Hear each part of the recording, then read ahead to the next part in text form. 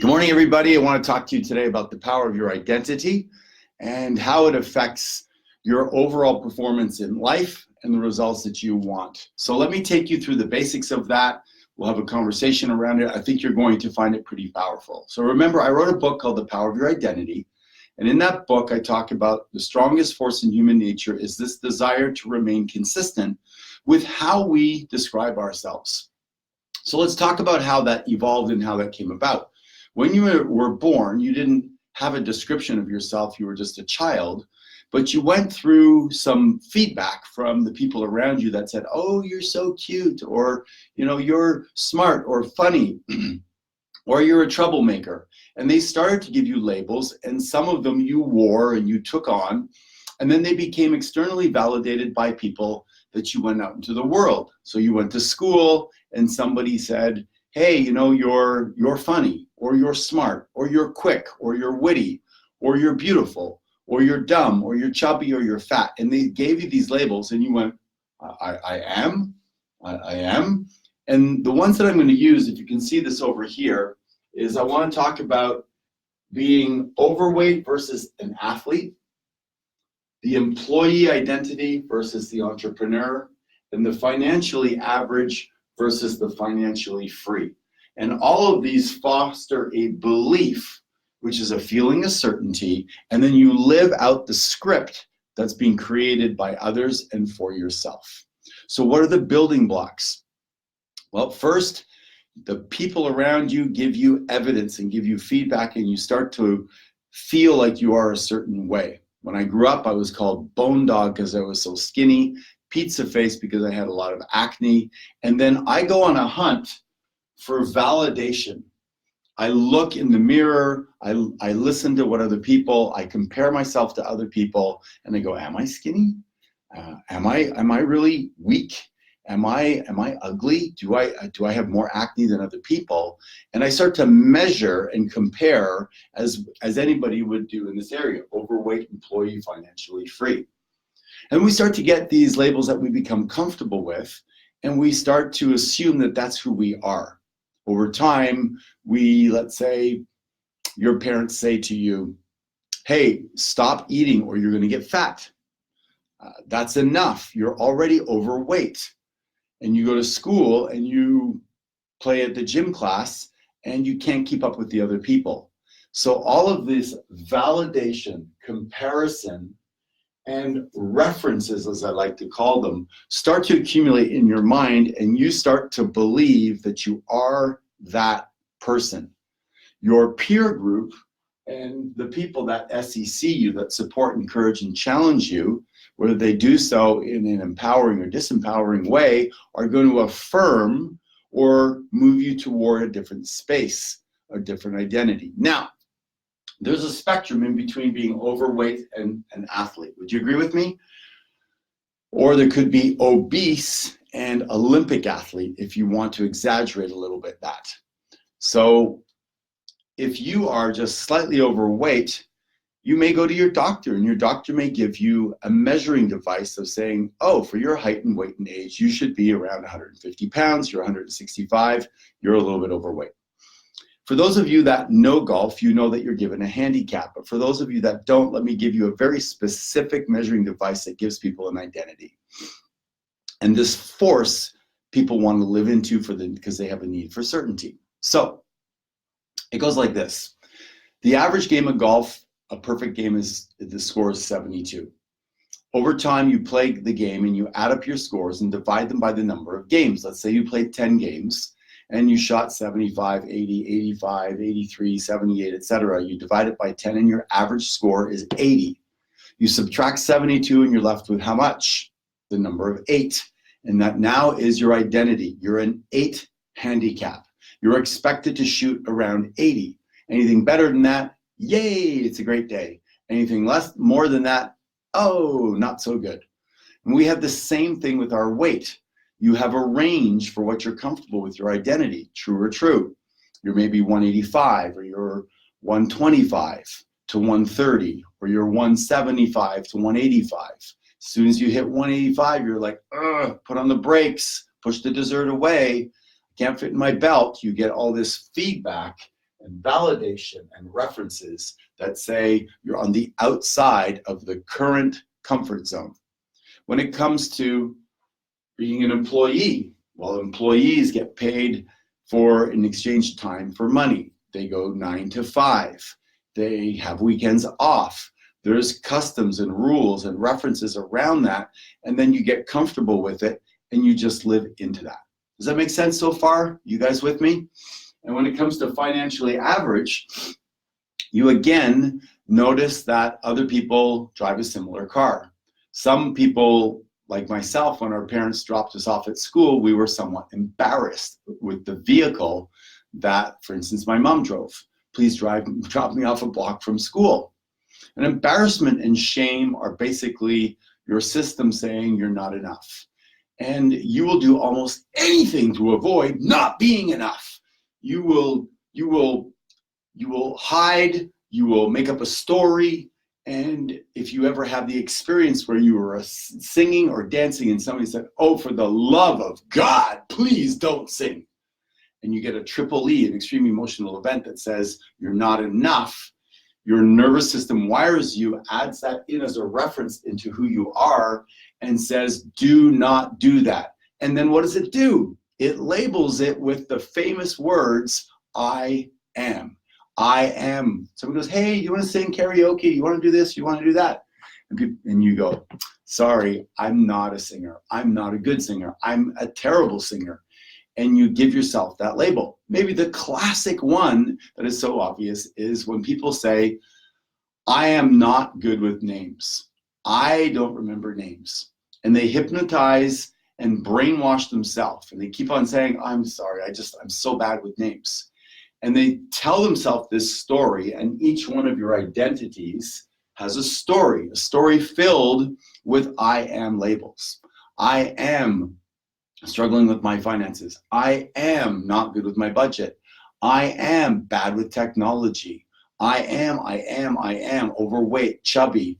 I am not into exercise. I am not a swimmer. I am not a morning person. So it starts with a seed of a thought. We validate it.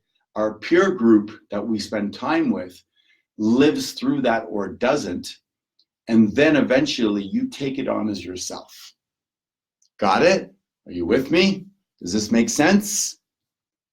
This is powerful stuff, because if you have struggled to make a change in your life, if you want to go from being a certain weight to being in better shape, and you struggled with that, I promise you, you have not changed your inner identity. I worked with a guy, he's 65 years old, and most of his life he's had an identity of being overweight and dieting. That's been his story he tells himself. He's built up what? Thousands of comparisons to other people. Inner narrative, telling himself that he is that way over and over again. References, experiences where he had trouble fitting into an airplane seat, or where his belt didn't fit, or he had to go to the oversized section when buying clothes. Dozens and dozens, if not thousands, of references. And he had a peer group of other people that supported him. If he was Italian example, it might be mangia, come on, eat some more, eat some more. And then the human needs are met by eating and connection and joy and boredom. So he rationalized the eating of food to meet human needs, and then he took on becoming this person that was just overweight and I enjoy food. I'm a foodie.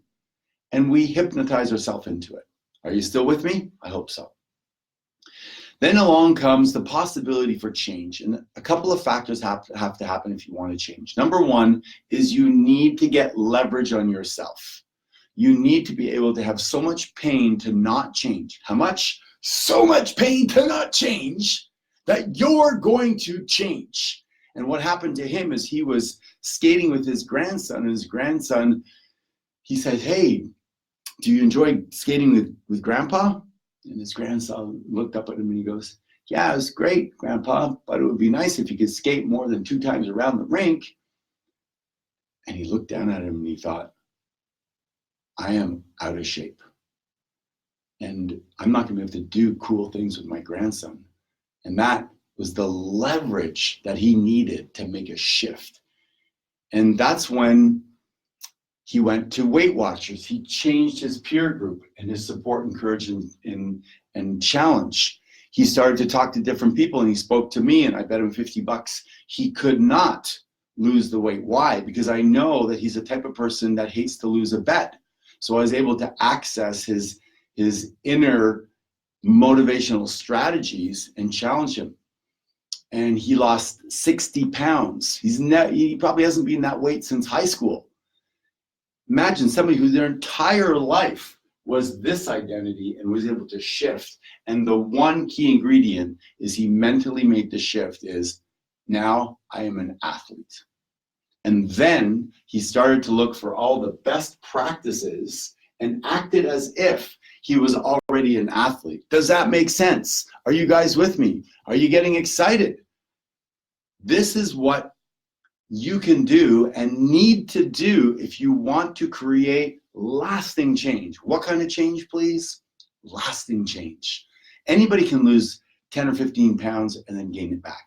Anybody can have a great month where they're making a ton of money and they've made 3 or 4 sales, and then they fall back the next month or they overspend. Anybody can try a business and then fail and then go back to being an employee. But if you want to change for a new identity, and this is on you, it's not on me, I'm just giving you the formula.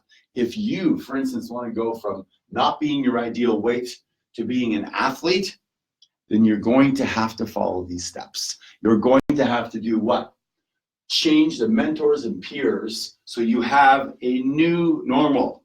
What, please? A new normal. If you hang around, for instance, Ken came over to my house the other day, and Natasha, my girlfriend, is an organic vegan coach, and she lives that lifestyle. And I've gone along because it's a fantastic peer group for me and new influence. And you can literally scour through our cupboards and fridge. You cannot find something bad to put in your body. Trust me, I've tried with not sleeping at night looking for something to eat, but there's nothing that you can cheat on. So my environment and mentors and peers and my new normal is that, I snack on vegan yogurt, or that I have almond milk, or that I nibble on some carrots and hummus, and that's it. That's all I got. So it's much easier when my peer group and my environment supports my new identity. Does that make sense? All right. What else is important? The I am nurture. So you could look at an athlete or look at somebody who has the result that you want, financially free or entrepreneur, and you go, what are their I am statements? As an overweight person, they have maybe something like, I'm a foodie, I eat whatever I want, whenever I want. As an athlete, they may have a disciplined meal plan with specific choices that are planned and thought out. Make sense? They have a specific exercise plan and they follow it. They also, by the way, have an inner narrative that says, I can, I will, and I must. And they are familiar with delayed gratification. They are willing to put off what they want now for what they want more. I'm going to say that again. Willing to put off what they want now for what they want more. When you know what you want more, when your vision is clear, when you pour into it, when you meditate, pray, think about it, talk about it, share it in your one sheet, activate your goals, and get clear on it, then it's easier for you to access the leverage, or to create the leverage, or to put yourself in environments where people will leverage you. Because if you tell somebody what you want, then you can create it at a higher speed. The universe will conspire to help you achieve it. I just saw a posting on Facebook where a guy says he made a declaration in front of his office that is his goal to shoot less than 80 in golf. And he goes, once you make that courage to make the declaration to the universe conspires to support you. And he posted a card saying he shot 78. He shot below his identity. He's moving toward a newer, empowered identity. Are you with me? Does this make sense? I hope it does. All right. Now, what's going to be useful is that you do a self-audit.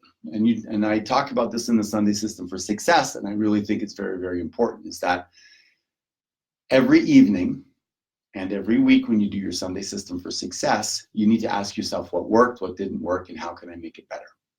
what worked, what didn't work, and how can I make it better. You need to catch yourself in your new identity. So for instance, let's say that you chose not to have dessert one day and you're on your way to lose 10 pounds. At the end of the day, you need to validate that and say, hey, you know what? I chose to not have dessert. I chose to defer and delay gratification. I chose to live in self-discipline. I can do this. I will do this, and I must do this. Can you see how this is all coming together now? And it's a nurturing, romancing relationship. It's not going to happen overnight unless maybe you have a triple E, like a heart attack, and then wham, you decide that you're going to completely change your diet and the way that you operate your exercise routine. But most people are going to change, and it really needs to be nurtured and romanced. The other thing is you want to use some language like I used to be. I used to be the type of person that ate dessert. I used to be somebody that didn't do a budget. I used to be an employee, but now I'm starting this part-time business on the side. If you look at Mike Sjogren, he's a great example. When he came into M1, for those of you that know Mike, he teaches Airbnb, and Marcus Jacober was one of his teachers. And then he took it on, and he decided through sacred gifts, learning the sacred gifts, he got some feedback and validation from the external environment that he loves teaching.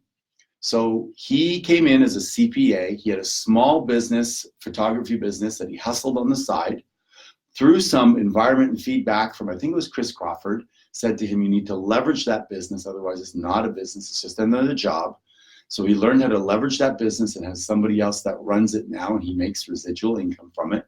And then he went on to become a great student, and then buy some Airbnbs, and then to find out how he could teach, and created an online course. And now he's making thousands and thousands of dollars teaching. And he's changed from employee to entrepreneur. Now he's still an employee, but if you ask his identity, I would say his identity is probably much more of an entrepreneur, a problem solver. And he's thinking like an entrepreneur. He's speaking to himself like an entrepreneur. How can I make this happen? What results can I create? In fact, him and I had a conversation where he was able to renegotiate his salary and get a 50% increase because he was thinking like an entrepreneur. Told the employer, I will get it done. I will get it done on my terms, from my house, from my place. This is the result that you want, and I want to be paid this. Bam, another $50,000, $60,000 a year. Cool. Now, how did it happen? Well, he had the past identity of employee. He was behaving that way. He had an inner narrative. He had the comparisons and validations and peer group and references. Yes. But then he put himself in a new environment called M1. He started to think, what do I really want? How do I want to create this great life? He had leverage because he had a son that had special health conditions that required for him to step the fuck up and make shit happen at a higher level. He also wanted to retire his mom and retired his wife, which, by the way, he did. He had massive leverage. So he put into work all these best practices, surrounding himself with mentors, and created a new normal. He nurtured a new identity with changing his inner narrative. He did a self-audit at the end of the day. How am I doing? What results am I creating? Am I moving into my higher self that I want to create? And over time, he was able to say, I'm gradually moving toward being an entrepreneur. I'm an entrepreneur. Does that make sense? So what do you want to shift? What do you want to change? You now have the formula on how to do that. And as far as the last reference is financially average versus financially free, then you just have to look at the same thing. To me, the bridge between where you are today and where you want to go tomorrow are best practices in acting as if you're that person already. Define them and then language them in the terms of I am. I am awesome with managing my money. I am somebody who can delay gratification for what I want more of. I'm somebody who takes control of my finances. I'm an excellent student. I learn new businesses. I'm willing to discover what I love. I'm going to take sacred gifts. I'm going to do the assessment to discover what my zone is, and then I'm going to lean into it. I'm going to 5 hours a week get better at managing my money. I'm not going to give into the temptations of buying shoes or whatever my addiction is. I'm going to make a shift and take control of my life. I'm going to be responsible. I'm going to be in my integrity. I'm going to make a declaration to my tribe, to my pod, to my wife, to my husband, to my family of my higher self, my better self, the person I want to move toward being. And then I'm going to lean into it. And I'm going to do the best practices. Why the best practices? Why do I say that? Because anybody that wants to get better has to practice. At first, you're not going to be really that good at whatever that new identity is. If you want to become a public speaker, the first time you step up, you're going to learn that you might have this little tick where you move around while you're speaking. You might put in a lot of ums and ahs. You might, I have this little thing where I move my shoulders up and down a little bit when I public speak. I get excited, the energy's flowing. There's things you're going to learn about yourself that you're going to, with the proper audit and feedback, shift, and then you're going to be able to improve and move toward that higher version of yourself. And it's not that there's anything wrong with the way we are or the way you are. It's that we all crave to grow and to have more and be the best version of ourselves, so that we can offer to the world and the people around us added value and a higher vibration and a sense of progress, which is what I believe we're here for, is to evolve as humans. Has this been useful? Is this something that you can see yourself maybe applying in another area of your life, where you can choose what's the area you want to move? Which one is it? Is it your health? Is it your identity as an entrepreneur and employee? Is it your financial area of your life? Which one is the one that you want to move the needle on? And then create an identity. I am a ripped athletic machine that exercises every day and puts only healthy food into my body. And one day you're going to eat licorice and put popcorn, you're going to have shame, you're going to beat yourself up. But when you do your audit, you're going to correct and you go, you know what? I improved. And next time I have that temptation, I'm going to put in an obstacle along the way. I'm going to put in 10 push-ups before I grab the popcorn or the licorice. I'm going to run around the block. I'm going to call a friend. I'm going to jump up and down. So you can start to then work it. You don't know what to do and you keep on giving into the temptation. Get a coach, talk to a peer group, ask somebody else.